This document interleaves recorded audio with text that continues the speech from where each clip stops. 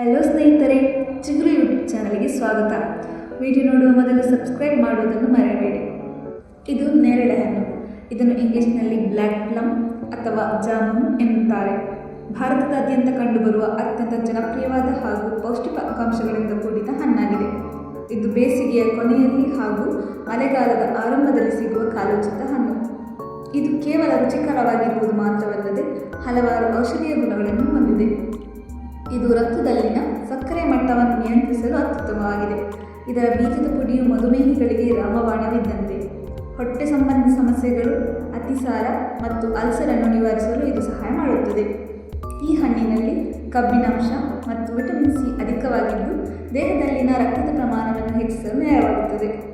ಇದು ರಕ್ತದ ಒತ್ತಡವನ್ನು ನಿಯಂತ್ರಿಸಿ ಕೆಟ್ಟ ಕೊಲೆಸ್ಟ್ರಾಲ್ ಅನ್ನು ಕಡಿಮೆ ಮಾಡುತ್ತದೆ. ದೇಹದಲ್ಲಿನ ವಿಷಕಾರಿ ಅಂಶಗಳನ್ನು ಹೊರಹಾಕಲು ಮತ್ತು ರೋಗ ನಿರೋಧಕ ಶಕ್ತಿಯನ್ನು ಹೆಚ್ಚಿಸಲು ಇದು ಸಹಕಾರಿ. ಈ ಹಣ್ಣಿಗೆ ಉಪ್ಪು ಮತ್ತು ಖಾರದ ಪುಡಿ ಹಾಕಿ ತಿಂದರೆ ಅಂತೂ ತುಂಬ ಟೇಸ್ಟಿ. ಆದರೆ ಎಲ್ಲರೂ ತಿಳಿದಿರಬೇಕಾದ ಒಂದು ವಿಷಯವೆಂದರೆ ಇದನ್ನು ಖಾಲಿ ಹೊಟ್ಟೆಯಲ್ಲಿ ತಿನ್ನಬಾರದು. ಈ ಹಣ್ಣು ತಿಂದ ತಕ್ಷಣ ನೀರು ಕುಡಿಯಬಾರದು. ಈ ಹಣ್ಣನ್ನು ತಿನ್ನುವಾಗ ಅಥವಾ ತಿಂದ ನಂತರ ಹಾಲನ್ನು ಕುಡಿಯಬಾರದು. ಇದು ಹೊಟ್ಟೆ ಸಮಸ್ಯೆಗಳಿಗೆ ಕಾರಣವಾಗಬಹುದು. ಈ ವಿಡಿಯೋ ನಿಮಗೆ ಇಷ್ಟವಾದರೆ ಲೈಕ್ ಹಾಗೂ ಶೇರ್ ಮಾಡಲು ಮರೆಯಬೇಡಿ. ಧನ್ಯವಾದಗಳು.